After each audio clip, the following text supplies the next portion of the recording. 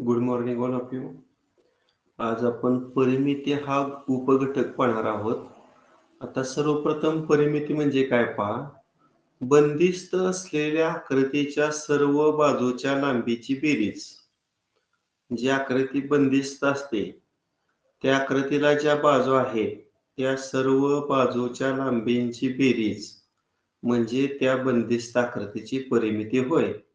आता बंदिस्त आकृतीमध्ये त्रिकोण, चौकोन हे अनेक प्रकार आहेत.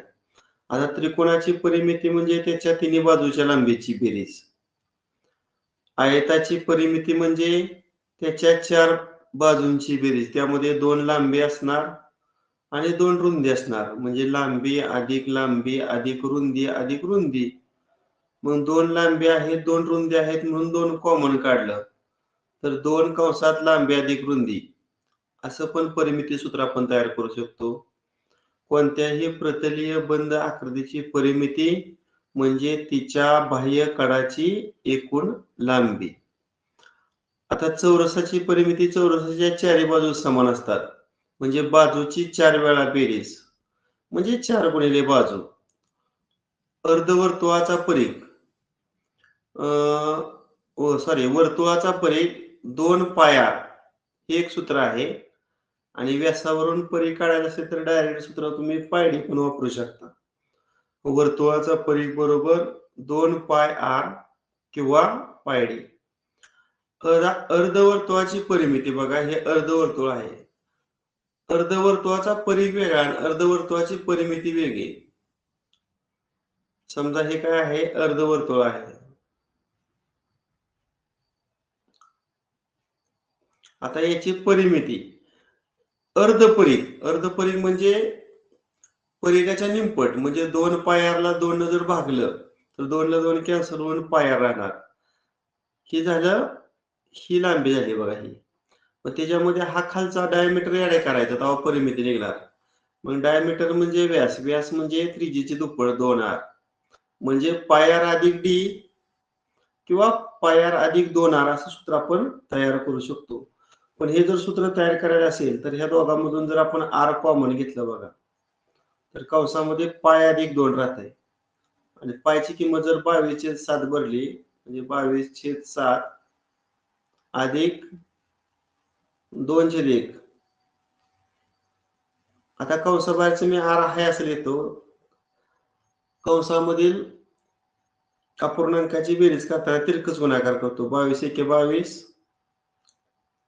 अधिक 7 आणि 2 चा गुणाकार 14 आणि छेदामध्ये छेदाचा गुणाकार 7×1 = 7 आणि मग 22 आणि 14 अंशातील बेरीज झाली 36 आणि छेद 7. अशा पद्धतीने तुम्हाला हे महत्वाचं सूत्र आहे बरं का. अर्धवर्तुळाची जर तुम्हाला परिमिती काढायची असेल तर तुम्ही हे सूत्र डायरेक्ट वापरू शकता. त्रिज्या गुणिले 36/7 इथे दिले बघा. 36/7 गुणिले r म्हणजे त्रिज्या. हा पूर्णांक लक्षात ठेवा. 36 आणि छेदामध्ये 7. 36/7 गुणिले त्रिज्या. त्यानंतर पुढचं सूत्र आहे व्यास हा त्रिज्येच्या दुप्पट असतो हे सर्वांनाच माहित आहे. चौरसाच्या सर्व बाजूंना आतून स्पर्श करणाऱ्या वर्तुळाची त्रिज्या व चौरसाची बाजू यांचं गुणोत्तर 1:2 असते. आता हे पण सर्वांना माहित आहे. आता आपण प्रत्यक्ष एक उदाहरण सॉल्व्ह करायला घेऊया. यात काय जास्त सूत्र नाही, एवढीच आहे. त्रिकोण एबीसी ची बाजू एसी हा व्यास घेऊन अर्धवर्तुळ काढला आहे. अर्धवर्तुळाची परिमिती 72 एकक आहे. बीसी, एओ आणि ओसी ह्या तीन बाजू समान लांबीच्या आहेत. तर त्रिकोण एबीसी ची परिमिती काढा. आता पहिल्यांदा आपल्याला या अर्धवर्तुळाची त्रिज्या काढावी लागेल आणि अर्धवर्तुळाची त्रिज्या काढण्यासाठी तुम्हाला परिघात सूत्र या ठिकाणी वापरावं लागणार आहे. अर्धवर्तुळाच्या परिमिती सूत्र वापरावं लागणार आहे. आता मगाशीच मी सांगितले अर्धवर्तुळाची परिमिती. कोण सांगते मला सूत्र? अर्धवर्तुळाची परिमिती ह्याच्या अगोदरच सांगितलंय पहा. परिमितीला मी पी अक्षर वापरणार आहे. सांगा अर्धवर्तुळाच्या परिमिती सूत्र काय सांगितलंय? पी 36 बरोबर आहे. 36 त्रिज्या. त्रिज्याला आर अक्षर वापरलं आणि परिमितीला पी अक्षर वापरलं. आणि मग परिमितीची किंमत तुम्हाला 72 दिलेली आहे ती आपण पीच्या खाली ठेवूया. आता 36/7 उजवीकडून डावीकडे आल्यावर काय होईल रे? त्याचा गुणाकार व्यस्त होईल. म्हणजे 7 अंशात राहणार आणि 36/8 उजव्या बाजूला फक्त काय राहते मग आर. बघा 36 एके 36 आणि 36 दोन्ही 72. किती आला 2 आणि 7चा गुणाकार 14. अशा पद्धतीने त्या अर्धवर्तुळाची त्रिज्या 14 आली. मग एओ ही त्रिज्या आहे. मग एओ पण 14 येणार. ओसी पण त्रिज्या आहे. ओसी पण 14 येणार. आणि वर काय सांगितलंय? एओ ओसी जेवढी आहे तेवढंच बीसी पण आहे. त्यामुळे बीसी ची किंमत सुद्धा किती येणार? 14 येणार. आता आपल्याला पायथागोरसचा सिद्धांत वापरून एबी काढायचे. आता मला सांगा एसी किती आलं रे? एसी एसी एसी एसी म्हणजे एओ आणि ओसी ची बेरीज. हे 14 आणि हे 14 बेरीज करायची 28. पुन्हा बीसी किती आलं? 14. मग एबी कसं काढायचं सांगा? एबी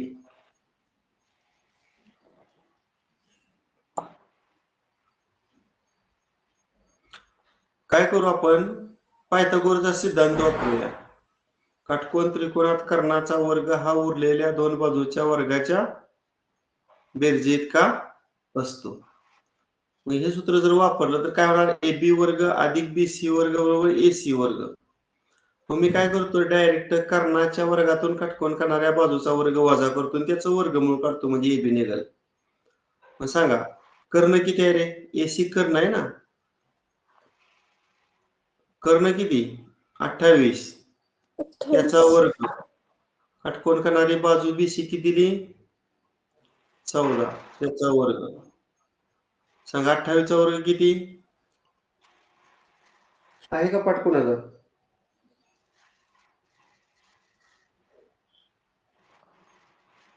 अठ्ठावीस चा वर्ग 784. आणि 14 चा वर्ग 196. हा या दोघांची करा वजाबाकी.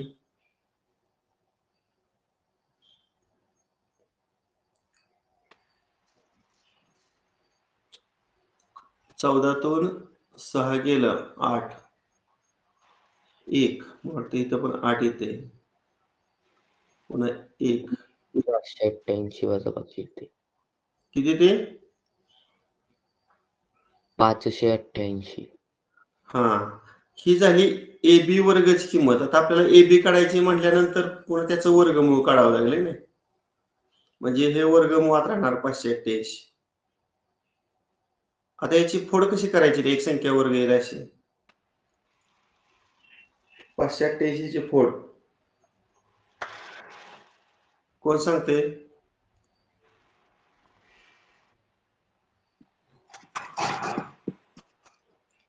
एकशे 96 गुणिले 3 होईल का? बघा आपण करून एकदा. 3 × 18 चला 1 3 23 1 28 चला 2 3 1 3 2 5 बरोबर आहे. मग 196 चं वर्गमूळ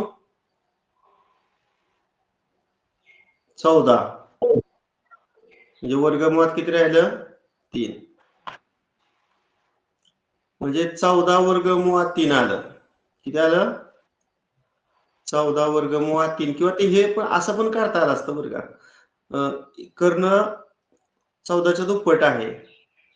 म्हणजे 30-60-90 जर प्रमेय तुम्ही वापरलं तर 30 अंश समोरची बाजू कर्णाची निमपट असते की नाही. आणि 60 अंश समोरची बाजू कर्णाच्या वर्गमुळात 3/2 पट असते. त्या सूत्रानं पण निघालं असतं. किंवा 60 अंशासमोरची बाजू 30 अंशासमोरच्या बाजूच्या वर्गमुळात 3 पट असते. मग 30 अंशासमोरची बाजू जर 14 असेल तर 60 अंशासमोरची बाजू त्याला √3 न फक्त गुणायचं होतं. 14 वर्गमुळात 3. बरं ठीक आहे, आपण पायथागोरसचा सिद्धांत वापरून एबीची किंमत काढली. आता विचारलंय त्रिकोण एबीसी ची परिमिती. आता परिमिती म्हणजे काय सांगितलं? तिन्ही बाजूंची बेरीज. मग कुठल्या कुठल्या 3 बाजू आहेत? समजा एसी घेतली, एसी बाजू किती आली आपली? 28. पुन्हा त्यात बीसी बाजू किती आली? 14. आणि तिसरी बाजू एबी किती आहे? 14 वर्गमुळात 3. आता पहिल्या दोन संख्यांची बेरीज केली 28 आणि 14 तर 42 येते. मग 42 मध्ये आपण 14 वर्गमुळात 3 ऍड करूया. आता वर दोघातून 14 जर काढलं तर आत किती राहते बघा?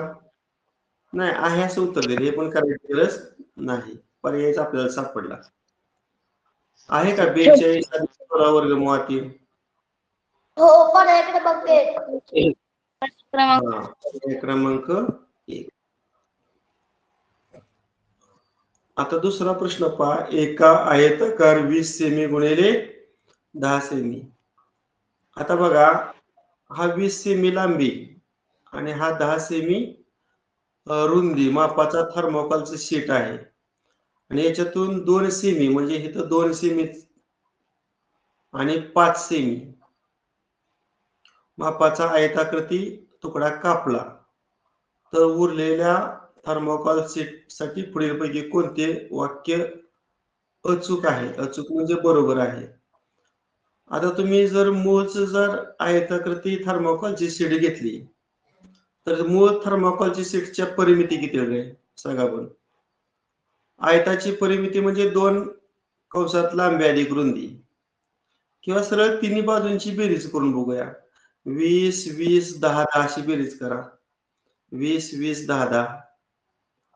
बघा, मूळची लांबी 20, पुन्हा रुंदी 10, दुसरी लांबी 20 आणि दुसरी रुंदी 10. करा बेरीज किती ती आहे 4 संख्यांची?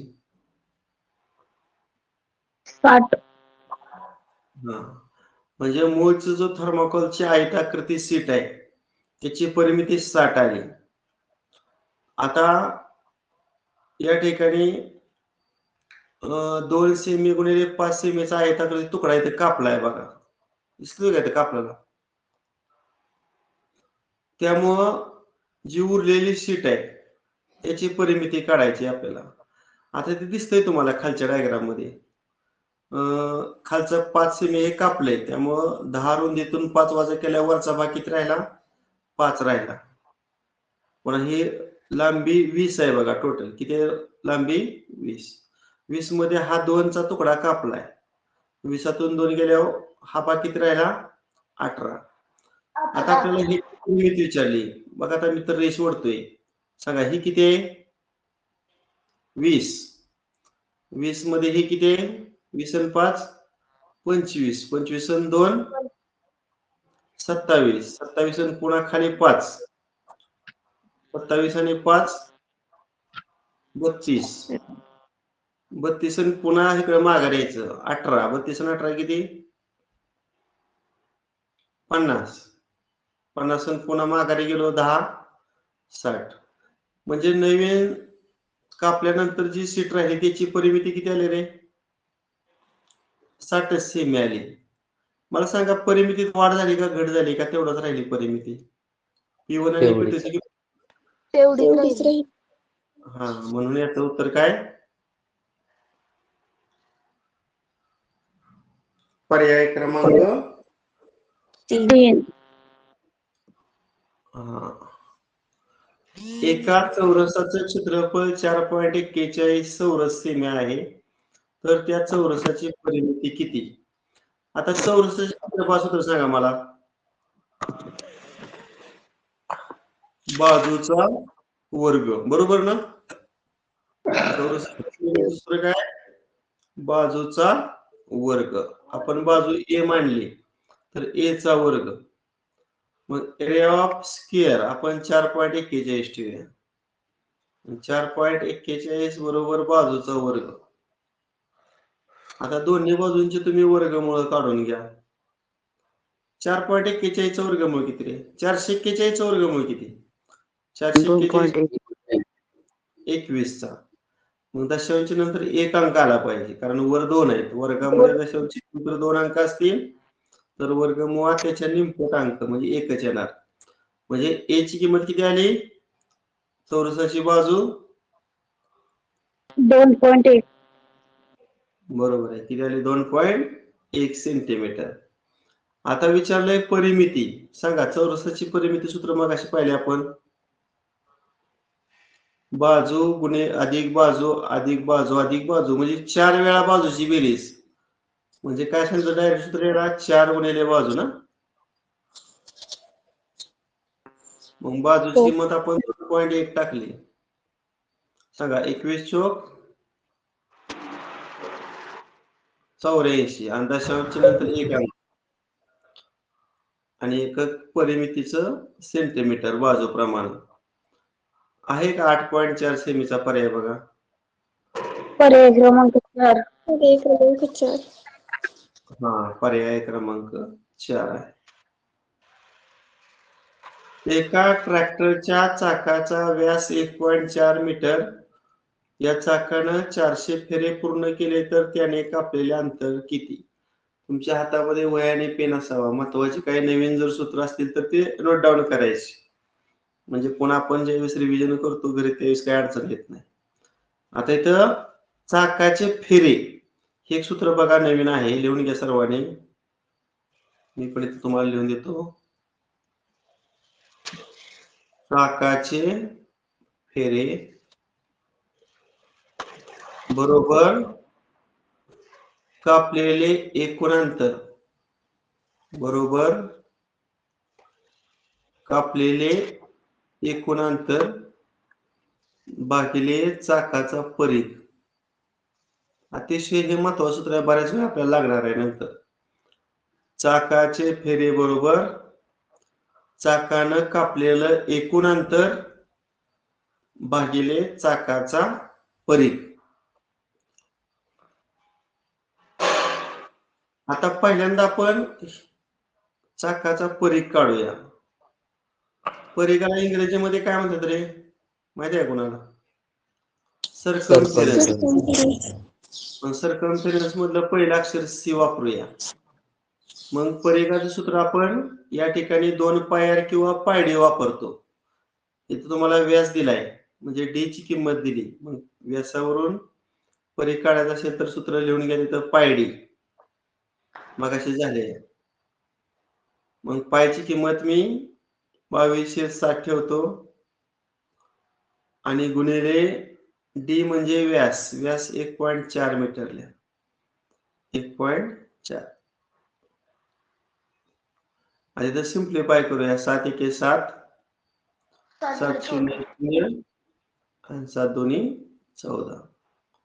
22 गुणिले 0.2 मग 22 आणि 2 चा गुणाकार करतो 44 आणि दशांश नंतर एक अंक म्हणजे परिघ किती आला? 4.4 मीटर. किती आला? 4.4 मीटर. आता ही परिघाची किंमत वरच्या सूत्रामध्ये ठेवतो. आपलं सूत्र काय आहे? चाकाचे फेरे बरोबर चाकानं कापलेलं एकूण अंतर भागिले चाकाचा परिघ. आता फेरे किती झालेले आहेत? 400.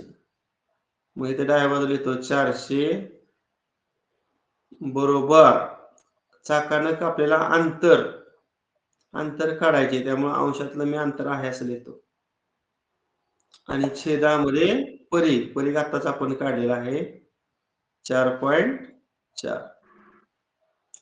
आता इथे छेद 1 देतो. तिरकस गुणाकार जर केला तर अंतर आणि 1 चा तिरकस गुणाकार अंतरच राहणार.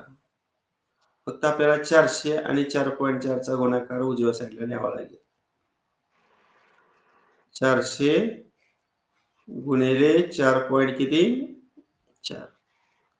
आता 2 शून्य मी आहे असं देतो. 44 गुणिले 4 करूया. 4 चौक 16, चला 1 4 चौक 16 आणि 1 17 आणि दशांश नंतर एक अंक म्हणजे किती आलं 1760 मीटर आलं. किती आलं 1760 मीटर आलं. परंतु तुम्हाला सगळ्या पर्यायामध्ये उत्तर ही किलोमीटर मध्ये दिलेले आहेत. मग 1 किलोमीटरचा 1000 मीटर, मग मीटरचं किलोमीटर मध्ये करायचं असेल तर 1000 न भागायचं. मग आता 1760 ला मी 1000 न भागतो.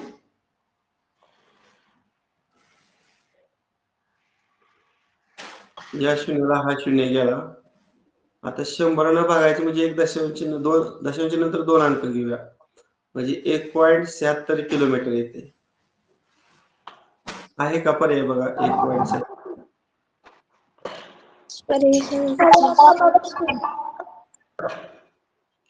पर्याय क्रमांक 3. प्रश्न 5वा पहा. एका चौरसाकृती मैदानाचं क्षेत्रफळ 256 चौरस मीटर असून मैदानास 2 पदरी तारेचं कुंपण करायचं आहे. तर किती मीटर तार लागेल? आपल्याला 2 अचूक पर्याय निवडायचा आहे. आता हे मैदान आहे ते चौरसाकृती आहे अशा पद्धतीचं बघा. आता त्याचं क्षेत्रफळ दिलंय. क्षेत्रफळावरून पहिल्यांदा आपण बाजू काढूया. आता सांगा चौरसाचे क्षेत्रफळ सूत्र काय आहे? एरिया ऑफ स्क्वेअर बाजूचा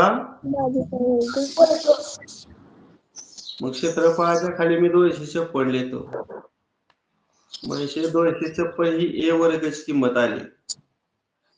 मग दोन्ही बाजूची वर्गमूळ काढा. 256 चा वर्गमूळ किती राहणार मग? 16. अशा पद्धतीने चौरसाची बाजू 16 आली. किती आली बाजू? 16 आली. आता आपल्याला एक पदरी कुंपणासाठी लागणारी तार काढायची आणि नंतर त्याला 2 न गुणलं की 2 पदरी कुंपणासाठी लागणारी तार निघेल. मग मला सांगा एक पदरी कुंपणासाठी लागणारी तार कशी काढायची? काय काढल्यानंतर निघेल? एक पदरी कुंपणासाठी लागणारी तार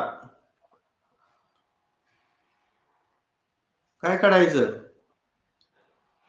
एक पदरी कुंपणासाठी लागणारी तार म्हणजे परी. करेक्ट. परी काढायचा परी. मग परीगा सूत्र काय आहे? परीघ नाही इथं वर्तुळामध्ये परीघ शब्द वापरतोय का नाही? चौरसाचा परीघ असतो का रे? परिमिती. हा चौरसाची परिमिती असते. मग चौरसाच्या परिमितीला आपण पी अक्षर वापरू. सांगा चौरसाच्या परिमिती सूत्र काय? बाजू 16 करा गुणाकार. 16 चौक सर 64. हा 64 परिमिती आली. याचा अर्थ एक पदरी कुंपणासाठी लागणारी तार ही 64 मीटर आली. असं किती पदरी कुंपण आहे? 2 पदरी. 2 पदरी आहे. मग 2 पदरी कुंपणासाठी लागणारी तार मी लिहितो. 2 पदरी कुंपणासाठी लागणारी तार. मग 2 न 64 ला गुणा. 128. 2 चौक 8 आणि 2 चौक 12. 128 मीटर. पर्याय क्रमांक 1 आहे. आणि याची तुम्ही सेंटीमीटर मध्ये केलं. 1 मीटरचं 100 सेमी ना? मग ह्याला 2 शून्य अजून ऍड करूया 128 वरून त्याचं सेमी मध्ये रूपांतरण करूया. पर्याय क्रमांक 1 व 4. हा पर्याय क्रमांक 1 आणि पर्याय क्रमांक 4 दोन्ही पर्याय आहेत. ही 5 आपली नमुना उदाहरणं होती. आता आपण प्रत्यक्ष स्वाध्याय 20 ला सुरुवात करूया. बघा आता पहिला प्रश्न. एका बसच्या चाकाचा व्यास 1.4 मीटर आहे. जर त्या बसला एका शहरापासून दुसऱ्या शहरापर्यंत जाण्यासाठी त्या चाकाचे 20,000 फेरे होत असतील तर बसनं कापलेलं अंतर किती असेल? मगाशी मी सूत्र तुम्हाला लिहायला सांगितलं होतं. चाकाचे फेरे बरोबर चाकानं कापलेलं एकूण अंतर भागिले चाकाचा परीघ. मग पहिल्यांदा आपण परीघ काढून घेऊया. सांगा परीघा सूत्र काय सांगितलं मगाशी रे? सर्कम्फरन्स 2 पाय आर. व्यासावरनं काढल्या पायरी. मग आपण पायची किंमत 22/7 ठेवली आणि डायमीटर म्हणजे व्यास 1.4 ठेवला. करूया सिम्प्लिफाय. 7 1 7 7 0 0 आणि 7 2 14. किती गुणाकार? 22 2 44. अंदाजांच्या नंतर एक अंक ना, म्हणजे 4.4 मीटर हा त्या चाकाचा परीघ झाला. काय झाला? परीघ. आता मगाचं सूत्र आहे का नाही, त्यानुसार अंतर बरोबर काय होईल सांगा आपण? मगाशी फेरे बरोबर अंतर भागिले परीघ. तर कसं गुणाकार केला तर अंतर बरोबर फेरे तिरकस गुणाकार फक्त मगाच्या सूत्रामध्ये केला. हा, आता सांगा फेरे किती पूर्ण झाले चाकाचे एका शहरापासून दुसऱ्या शहरापर्यंत जाताना?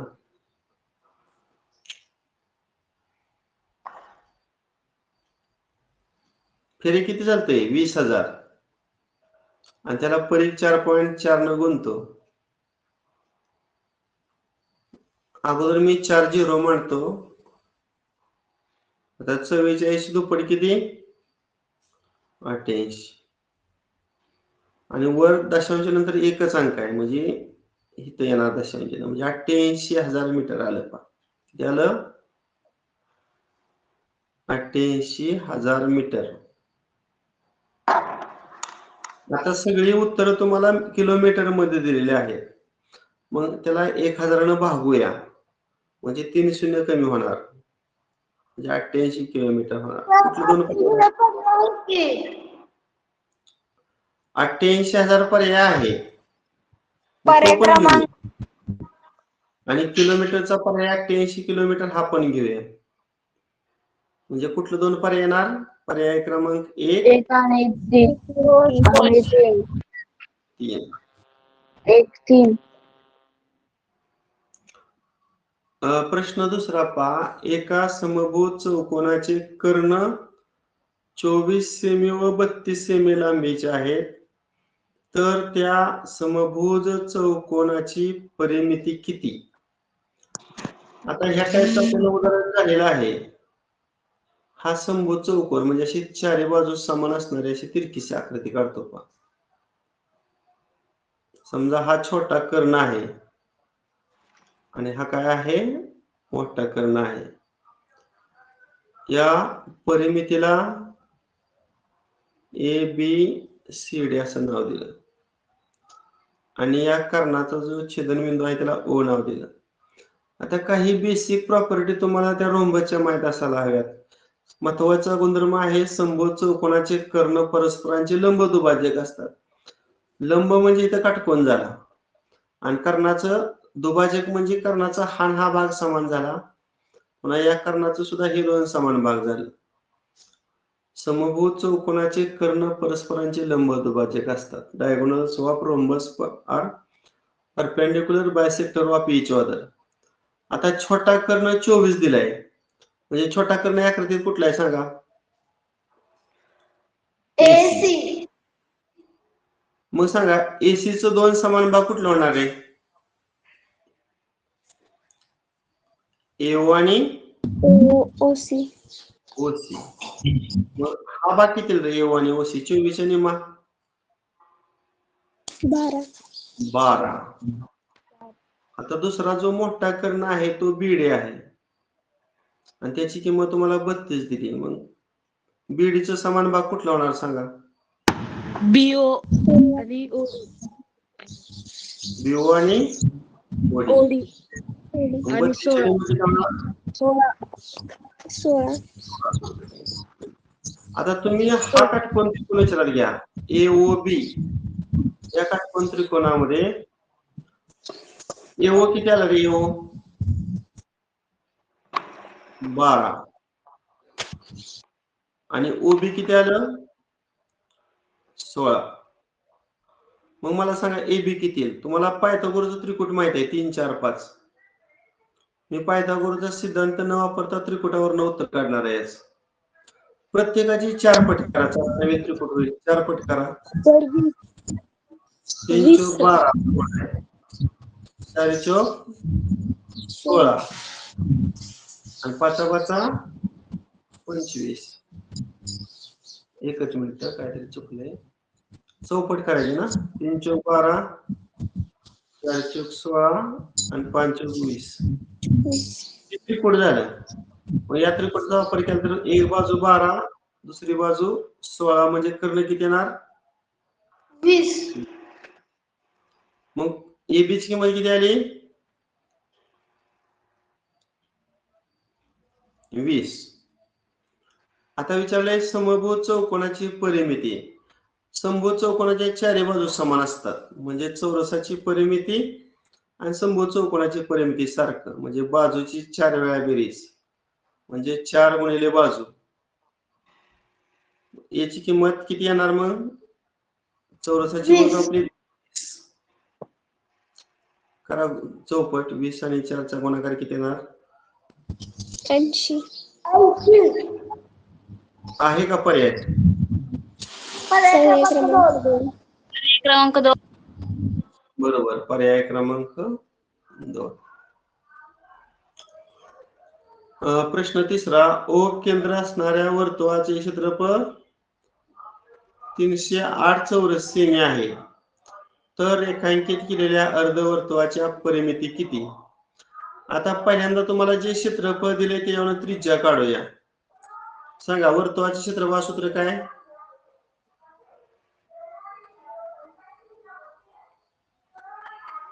पाय आर वर्ग. वर्तुळाच्या क्षेत्रफळाची किंमत आपण a च्या खाली 308 टाकूया. पायची किंमत किती असते? अंदाजे 22/7. आता 22/7 उजवीकडून डावीकडे नेतो म्हणजे त्याचा गुणाकार 20 होणार. 7/22.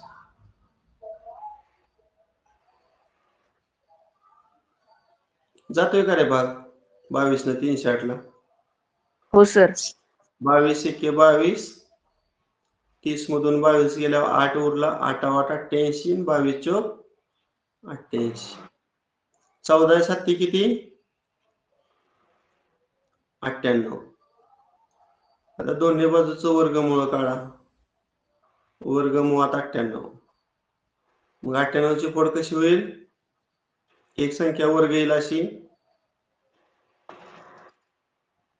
49 गुणिले 2 आणि मग 49 वर्गमूळ 7.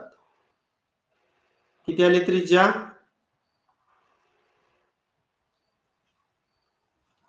R 7 वर्गमुळात 2. आता अर्धवर्तुळाची परिमिती काढण्याचं सूत्र मग काय सांगितलं होतं आपण? सांगा पण मला. अर्धवर्तुळाच्या परिमिती सूत्र काय? 36/7 गुणिले त्रिज्या. बरोबर.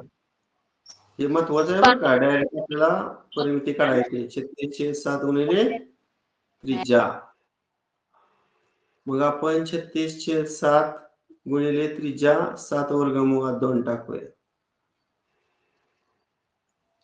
आता या छेदातल्या 7 ला हे अंशातलं 7 गेलं. राहिलं काय मग?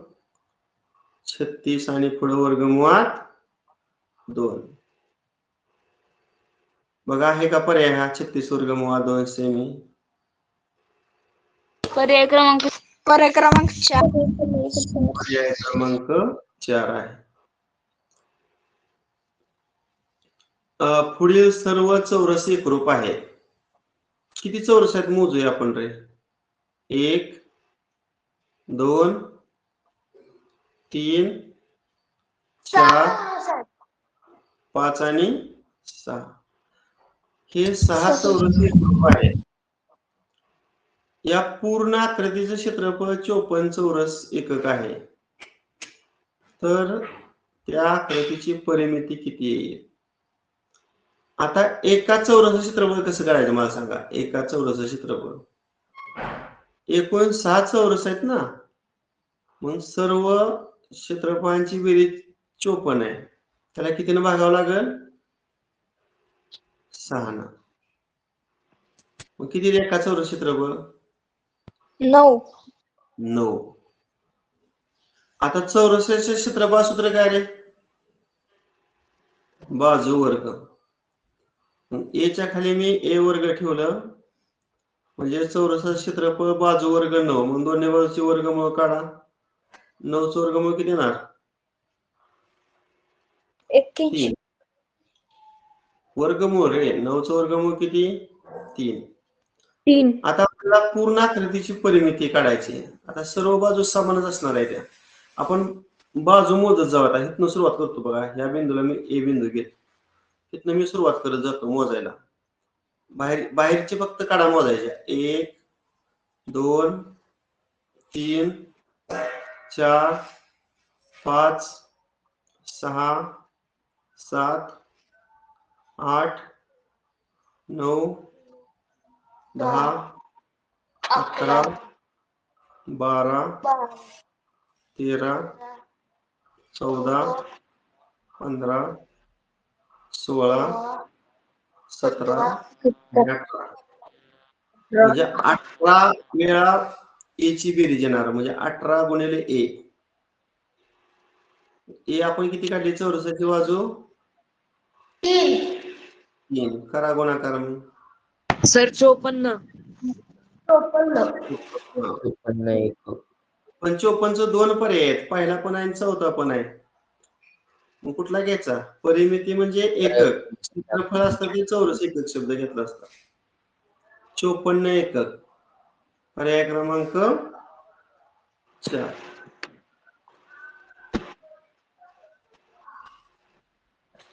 पुढचा प्रश्न. एका बैलगाडीच्या चाकाचा व्यास 1.4 मीटर आहे. त्या गाडीनं प्रवास करताना गाडीच्या चाकाचे 750 फेरे पूर्ण झाले तर त्या बैलगाडीने कापलेलं अंतर किती? मगाशी या टाईपचा प्रश्न झालाय. पहिल्यांदा आपण सर्कमफरन्स काढूया. काय सूत्र रे व्यासाचं परिघाचं?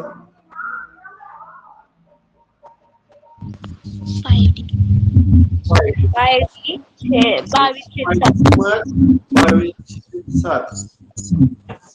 आणि डायमीटर म्हणजे किती दिलाय?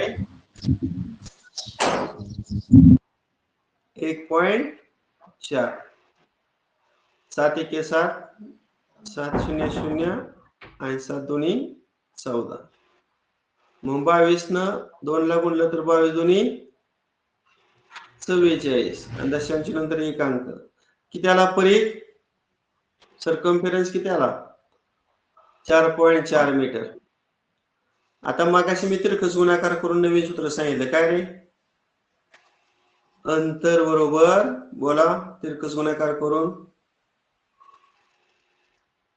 चाकाचे एकूण फेरे गुणिले त्या चाकाचा परिघ. आता सांगा किती चाकाचं फेर पूर्ण झालेले आहे? 750. आणि परिघ किती दिलेला आहे? 4.4. हा. आता बघा 0 ला 0. 75 गुणिले 44 करा. हा गुणाकार करून मला सांगितले येतोय.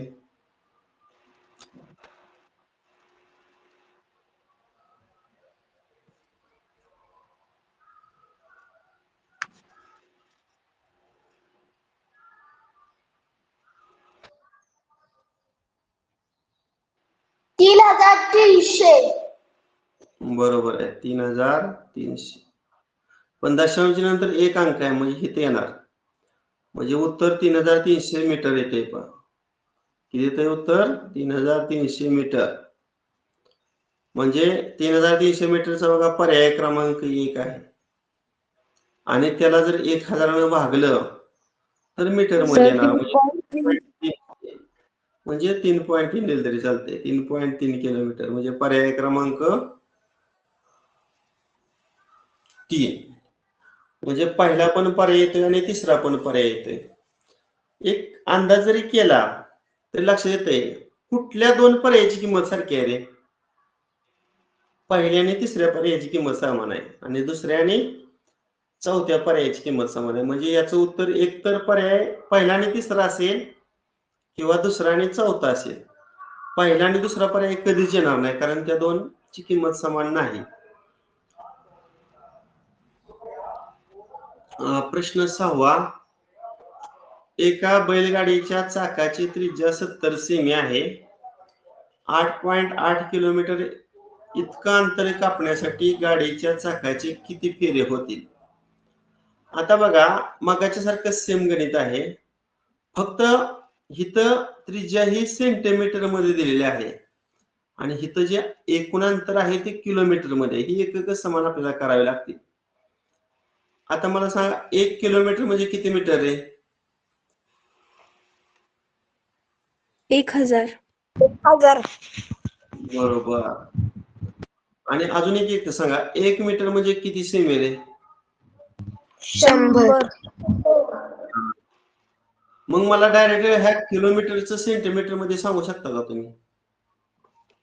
म्हणजे 1 किलोमीटर म्हणजे किती सेमी? एकावर किती शून्य येणार?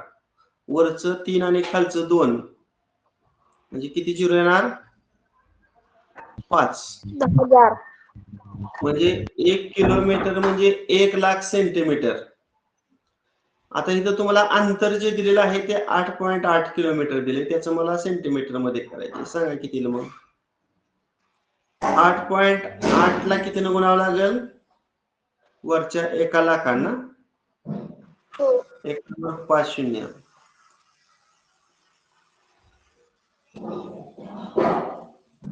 आता आपण असं करूया, ह्या 83 लिहितो त्याच्यावर 500 लिहितो. 1 2 3 4 5. पण इथं दशांश नंतर 1 अंक आहे पहा, म्हणजे आपल्या उत्तरामध्ये दशांश नंतर 1 अंक येणार. म्हणजे उत्तर किती येणार सांगा? सेमी मध्ये एकक, दशक, शतक, हजार, दशलक्ष. 80,000. 8,80,000 सेमी हे अंतर झालं. आता विचारलंय चाकाचे फेरे. मग सूत्र मी तुम्हाला लिहायला सांगितलं होतं, काय रे? चाकाचे फेरे बरोबर अंतर भागिले चाकाचा परीघ. इथं परीघ दिलाय का रे? पण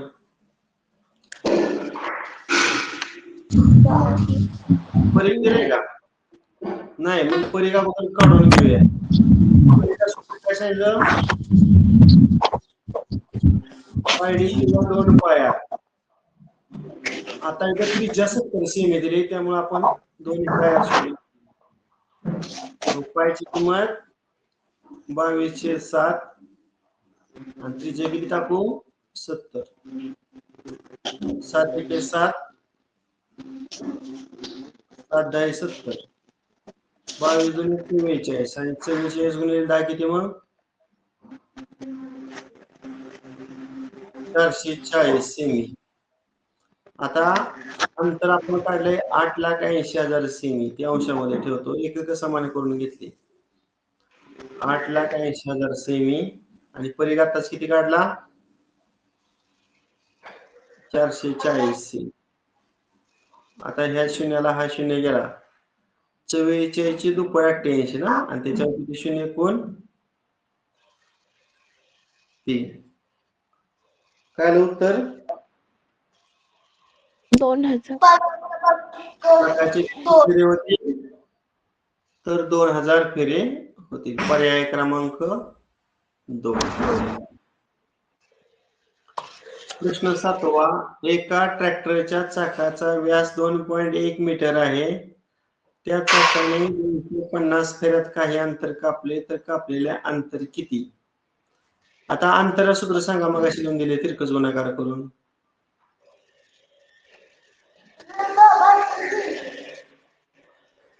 अंतर बरोबर चाकाची परिघ गुणिले परीघ. परिघ. अगोदर आपण परिघ काढून घेऊया. परिघा सूत्र कुठलं वापरू सांगा तुम्ही? दोन सूत्र आहेत पैकी कुठलं वापरू? व्यास दिलाय व्यास, मग व्यासावरनं परिघ काढाय सूत्र काय? पायडी. पायडी. पायची किंमत 22/7 गुणिले डी 2.1. मग इथं भाग घालू 7.0 आणि 7×21 आणि 22 आणि 3 चा गुणाकार 66 आणि दशांश नंतर एक अंक म्हणजे 6.6 मीटर हा परिघ झाला. आता इथे आपण किंमत ठेवूया. फेरे किती झाले चाकाचे पूर्ण? 250. म्हणजे फेरेच्या जागेवर आपण 250 ठेवलं. आणि परिघ किती आता आपला आलेला आहे? 6.6. हा, ह्या दोघांचा आपण गुणाकार करूया. अगोदर 0 तसाच 25 + 150 चला 15. 25 + 150 आणि 15 किती? 150 आणि 15 165 आणि दशांश नंतर एक अंक म्हणजे 1650 मीटर येते. अंतर किती आलं? 1650 मीटर. पण या मीटरचं किलोमीटर मध्ये करायचं म्हटल्यावर पुन्हा 1000 काय करावं लागेल? भागावं लागणार. त्याला 1000 मी बघतो. सर 1.65 किमी. हा, त्या शून्याला हा शून्य गेला. 100 भागायचं म्हणल्यावर 2 घरं डावीकडे म्हणजे 1.65. 1.65 किलोमीटर म्हणजे पर्याय क्रमांक 4. पर्याय क्रमांक 4. प्रश्न 8वा पहा. एका चौरसाची बाजू 12 सेमी आहे. हा चौरस कर्णावर कापला तर तयार होणाऱ्या त्रिकोणापैकी एका त्रिकोणाची परिमिती किती? मी पहिल्यांदा एक चौरस काढतो पहा. हा चौरस आहे आणि त्या चौरसाचा एक कर्ण असा काढतोय. समजा मूळचा जो चौरस आहे त्याला आपण ABCD असं नाव दिलं. चौरसाचा प्रत्येक कोण काटकोन असतो. मी हा पण काटकोन दाखवतो, हा पण काटकोन. आता हा चौरस कर्णावर कापलेला आहे म्हणजे AC वर कापला तर दोन त्रिकोण तयार झालं. पहिला त्रिकोण ABC आणि दुसरा त्रिकोण ADC. मग आपण ABC ची काय काढूया? या ABC ची परिमिती काढूया. सांगा कशी काढायची परिमिती?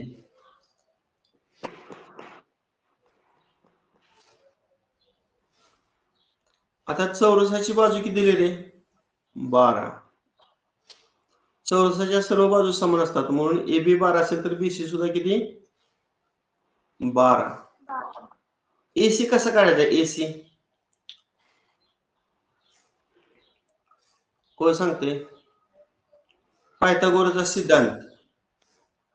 काटकोन त्रिकोणात कर्णाचा वर्ग हा उरलेल्या दोन बाजूच्या वर्गाच्या बेरज इतका. म्हणजे AB चा वर्ग म्हणजे 12 चा वर्ग आणि BC चा वर्ग म्हणजे पुन्हा 12 चा वर्ग. मग करा 12 चा वर्ग किती? 144 आणि या 12 चा वर्ग 144. 288. 88. आता वर्गमूळ काढलं तर 288 वर्ग कोणाचाच नाही, त्यामुळे ती वर्गमूळ चिन्हातलेच. आणि पुन्हा त्याची फोड करायची. किती गुणिले किती? एक संख्या वर्ग येईल अशी 144 गुणिले 2. मग 144 वर्गमूळ किती? 12. अशा पद्धतीनं कर्ण AC 12 वर्गमूळ. तुम्हाला 45 45 90 मी प्रमेय सांगितलंय का रे? म्हणजे हा कोण मला माहित आहे 45 असतो. कारण चौरसाच्या दोन बाजू चारी बाजू समान असतात त्यामुळे ह्या पण दोन बाजू समान, मग एकरूप बाजू समोरचं कोण पण एकरूप. मग 180 90 वजा केल्यावर 90 उरलेलं 2.45 आणि 45 90 अशी माप असतील तर 45 अंशासमोरच्या वर्गमुळात 2 पट कर्ण असतो.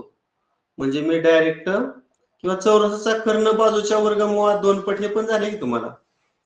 मग 12ला वर्गमुळात 2 न गुणलं की कर्ण निघेल. एवढा पायथागोरसचा सिद्धांत वापरण्यात वेळ पण घालवायची गरज नव्हती. बरं ठीक आहे. आता आपल्याला त्रिकोणाची परिमिती विचारलेली आहे. मग परिमिती सूत्र काय? तिन्ही बाजूंची बेरीज AB अधिक BC अधिक AC. AB 12 अधिक BC 12 आणि अधिक AC किती? 12 वर्गमूळ 2. आता पहिल्यात 12ची बेरीज करा. 12 अधिक 12 किती? 24. 24 अधिक 12 वर्गमुळात 2. पण हा पर्याय कुठे दिसत नाही. मग ह्या दोघातून 12 कॉमन काढले त्याने बघ. मग 24तनं 12 घेतल्यावर राहिलं 12 2 24 म्हणजे 2 उरलं. आणि 12 वर्गमुळात 2 मधनं 12 कॉमन घेतल्यावर 8 वर्गमुळात 2 उरलं. सर म्हणजे पर्याय क्रमांक 2 वर्गमुळात 2 सेमी. पर्याय क्रमांक 3. हा पर्याय क्रमांक 3 बरोबर आहे. 12 कंसात 2 अधिक वर्गमुळात 2 पर्याय क्रमांक 3. एका वर्तुळाकार बागेची त्रिज्या 35 मीटर आहे. त्या बागेभोवती तारेचे 4 पदरी कुंपण घालण्यासाठी प्रति मीटर 44 रुपये प्रमाणे किती खर्च येईल? आता पहिल्यांदा आपल्याला परीघ काढावं लागेल. आणि परीघ काढण्याचं सूत्र सांगा. परीघ 2 पाय त्रिज्या ती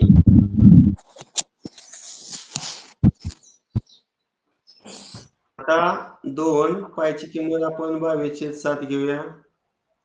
आणि रेडियस ऑफ सर्कल किती दिले? त्रिज्या 35. सांगा 7 एके 7 7 पाचा 35 आणि 2 आणि 22 चा गुणाकार 44 गुणिले 5. मग 5 चौक 20 हाताला 2 5 20 आणि 2 22. किती आला परीघ? 220 मीटर. आता किती पदरी कुंपण आहे रे? 4 पदरी. 4 पदरी. आता परीघ म्हणजे काय सांगितलं तुम्हाला? परीघ म्हणजे काय नाही करणार? परीघ म्हणजे काय निघणार मला सांगितलं? एक पदरी कुंपणासाठी लागणारी तार निघणार. परीघ म्हणजे काय निघणार?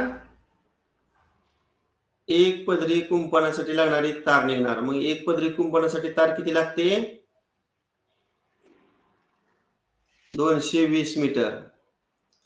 आणि मग मला सांगा 4 पदरी कुंपणासाठी लागणारी तार कशी काढायची? 220 ला 4 न गुणावं लागेल, हे की नाही? किती येणार सांगा गुणाकार?